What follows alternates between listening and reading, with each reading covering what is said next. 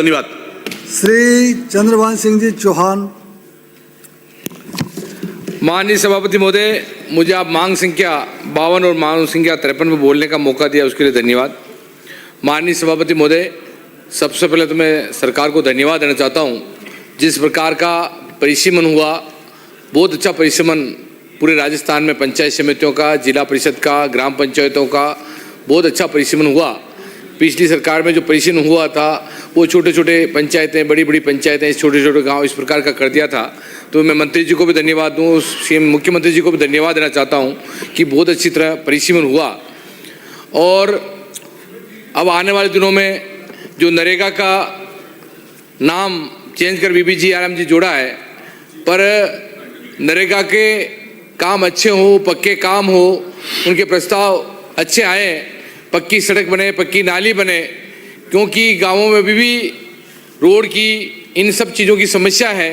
क्योंकि पिछली वाली सरकार ने, वसुंधरा जी की सरकार ने, जब भी मैं भी 13 से 18 एमएलए था, जब उन्होंने गौरव पद दिए थे और वास्तव में गौरव पद का बहुत अच्छा काम हुआ था। अभी भी अटल पद दिए हैं पर सभी ग्राम पंचायतों में दे नहीं पाए। इसलिए मैं सरकार से विनती करता हूं, मंत्री जी बैठे हैं दिलावर साहब, जिस प्रकार गौरव पद दिए इस प्रकार अटल पद आप सभी पंचायतों में दें, और सभी पंचायतों में 1-1.5 किलोमीटर सीसी रोड अगर बन जाएगी पंचायत हेडक्वार्टर पर, नई ग्राम पंचायतें भी बनी है, वहाँ भी वो दें तो अच्छा विकास और डेवलपमेंट हो पाएगा।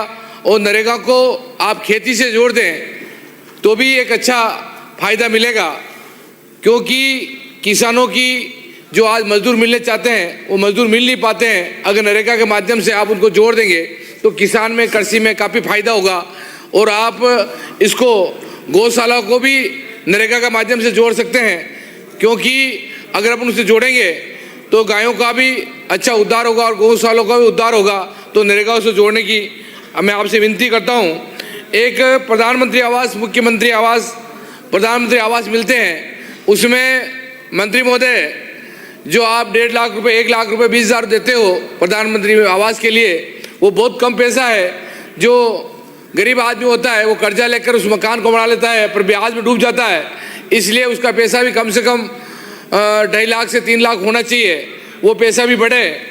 और इसके साथ साथ आप विधायक कोष का उपयोग भी लोग अच्छी तरह होता है, तो विधायक कोष भी सरकार बढ़ाने की कोशिश करें, क्योंकि नरेगा पंचायत राज में वो पैसा भी अच्छी तरह नीचे लगता है। बोर के, पानी के, रोड के, ट्यूबवेल के छोटे छोटे, तो 5 करोड़ हैं, वो आने वाले दिनों में 10 करोड़ करें, ऐसी सरकार में आशा करता हूँ।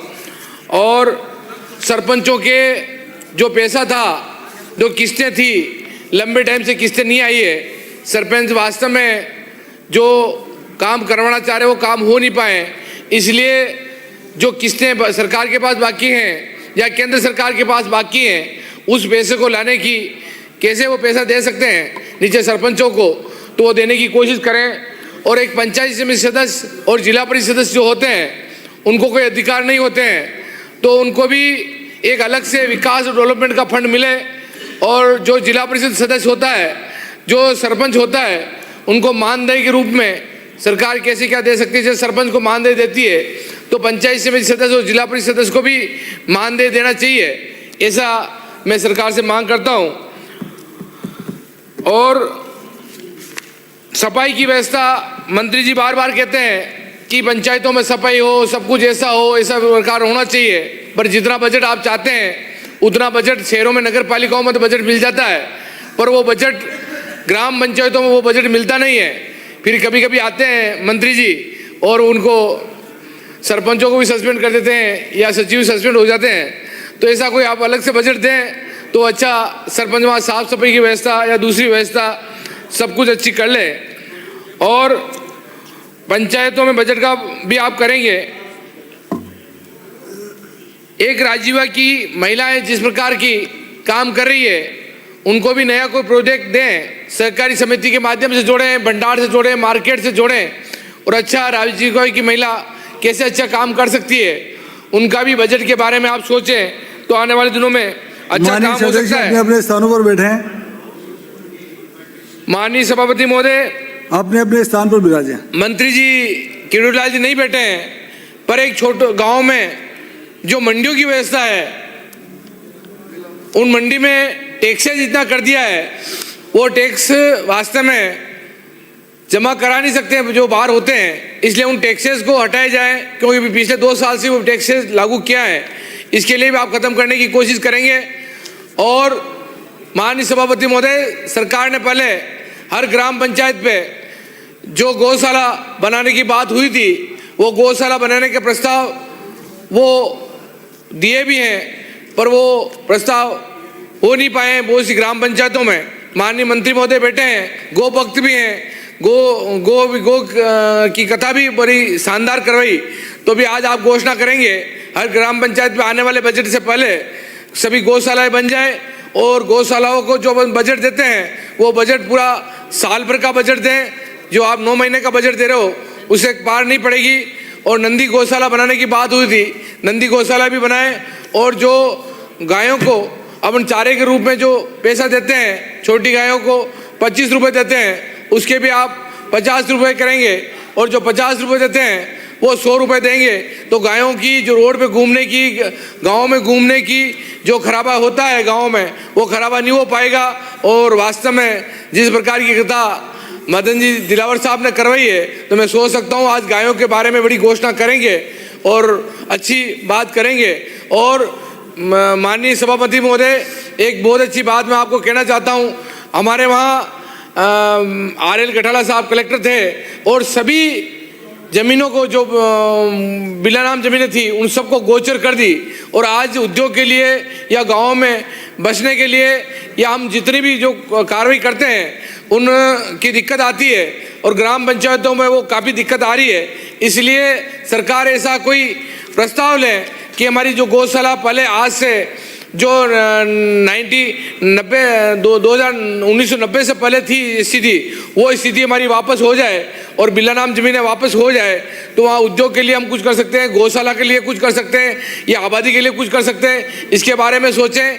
और पानी की तो सरकार चंबल का पानी हमारा ला ही रही है, पर अभी जो ग्राम पंचायतों में हैंडपम्प दिए हैं या बोर दिए हैं, सरकार ने बहुत कम बोर और ट्यूबवेलें दी है। तो मैं सरकार से ग्राम पंचायत के माध्यम से ये भी मांग करता हूँ कि हर ग्राम पंचायत में नई नई ग्राम पंचायतें बनी है, वहाँ कम से कम 10-20 हैंडपम्प दें, 10-20 दूसरे बोर दें।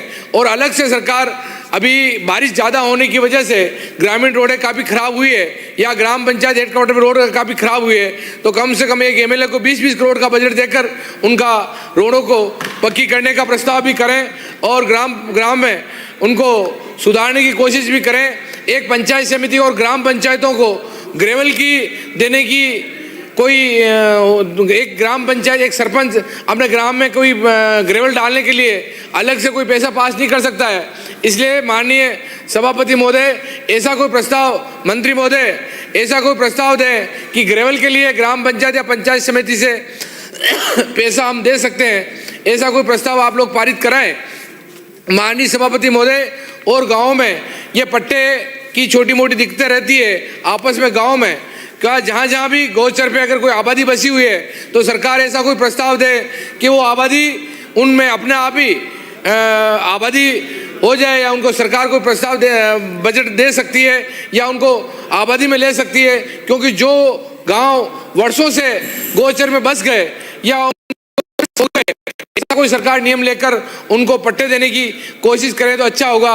और ये गाड़िया लोहार गांव में घूमते हैं, फरते हैं, जहाँ जो स्थिति में रहते हैं वहाँ सरकार उनको अलग से फंड देकर, उनको पट्टे देकर, उनको मकान के कम से कम 3-3, 4-4 लाख रुपए दे। अभी हमारे मंत्री महोदय ने, मुख्यमंत्री जी ने सभी गाड़िया लोहार को पट्टे दिए हैं, पर पट्टे से ज़्यादा काम नहीं बनेगा। उनको अलग से एक एक परिवार को 3-3, 4-4 लाख रुपए मकान बनाने के देंगे, जब वो गाड़िया लोहार अच्छी स्थिति में रह पाएंगे।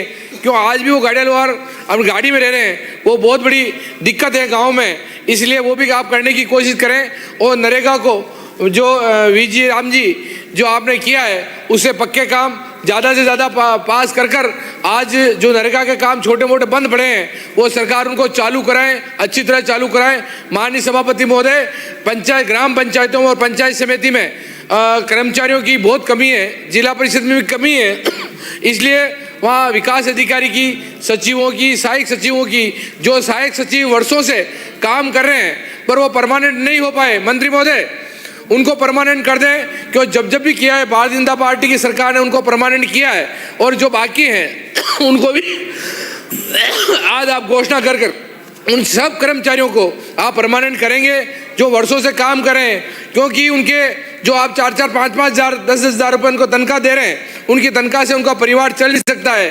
और आप लोगों पे आशा है कि उनको परमानेंट भी करेंगे, मानदेय भी उनका बढ़ाएंगे। विराजे और माननीय एक मिनट और सभापति महोदय, और जो पंचायतों में फंड का काफ़ी दिनों से दो साल, पिछले 2 साल से सेंट्रल का जो फंड बचा हुआ है या पड़ा हुआ है, वो फंड कैसे भी कर ग्राम पंचायतों को आप रिलीज कराएंगे तो ग्राम पंचायतें मजबूत होगी। और अगर सेंट्रल से पैसा नहीं आता है तो राज्य सरकार उनको उपलब्ध करवाएं, क्योंकि सरपंचों को काफ़ी दिक्कत हो रही है। और आप सब लोगों ने मुझे बोलने का मौका दिया सभापति महोदय, उसके लिए धन्यवाद। जय हिंद, जय भारत। श्री हंसराज जी मीना। धन्यवाद माननीय अध्यक्ष जी। माननीय सभापति महोदय, आपने मुझे